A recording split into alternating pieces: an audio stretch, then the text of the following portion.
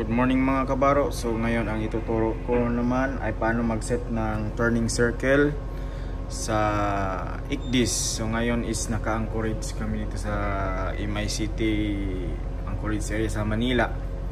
So ngayon yung isang Ikdis namin is nakaset na sa anchor watch or nakalagay na ng turning circle. So yung isa namin is hindi nalagyan, no. So ngayon lalagyan natin, pero tutorial lang ito kasi hindi na to accurate, kasi dapat kasi pag ang tamang proseso talaga nito pag sa paglagay ng turning circle is pag drop anchor talaga. So ngayon ito lang yung nalagyan, no? Ngayon ang una nating gagawin is so iset muna natin ito sa anchor watch. So menu, tapos ito anchor watch. Yan ito anchor watch. So ngayon ihanda lang ito, no? Ihanda. Hindi pala. Naka-set na kasi yan eh. So ngayon handa mo lang itong dito, kahit nakaganito, no? Pagka example nagsabi na si Kapitan na drop anchor, pag naka-drop anchor na, pindutin agad ito. Din i-on. So ngayon ito na yung angkla mo. Zoom in natin. So ngayon ito na yung angkla mo. Yun. So dito yung posisyon ng angkla mo.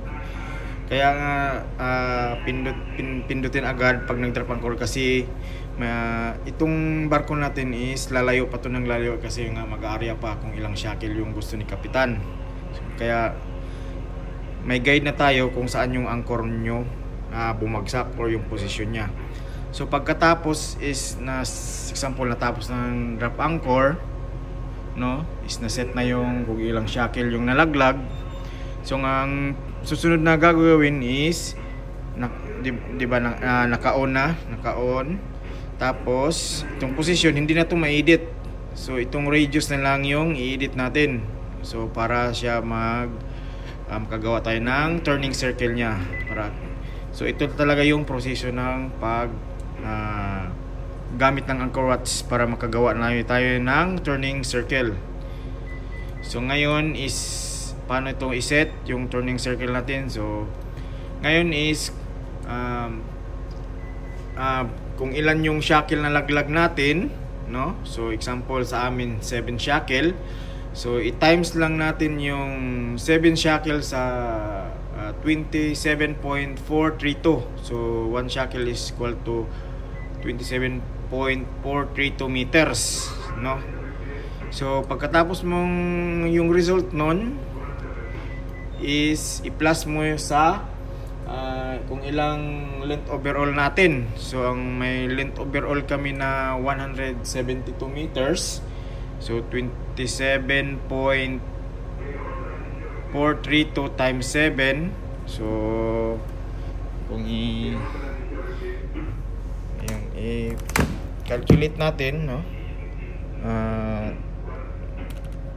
7 times 27.432 equals 192 plus 172 meters na length overall namin is 364. So iset mo na yung 364 doon sa Ikdis. So 364. So kahit lagyan mo ng 364. So ngayon ulit tayo dito. Yan, 364. Iset lang to 364. So ngayon, so mayroon ka ng turning circle. So ngayon kung may turning circle ka na, so ito na yung anchor watch mo, no? Yan. So i-monitor mo lang natin habang nakaangkorahe. Pag lumagpas dyan, ibig sabihin nag-dragging kayo. Pupula lang yan eh. Pupula yan pag lumagpas na kayo dito. Pupula ito. Yan. So ganyan lang ang paggawa ng turning circle sa Ikdis. So I hope mga kabaro na may natutunan kayo. So i-follow nyo lang aking page, El Marino Vlog. So sa mga susunod kong mga tutorial. So ngayon i-off na natin to kasi meron naman kaming isang anchor watch dito na accurate talaga. Ayan. Ito for tutorial purposes only. So yun lang mga kabaro at maraming salamat.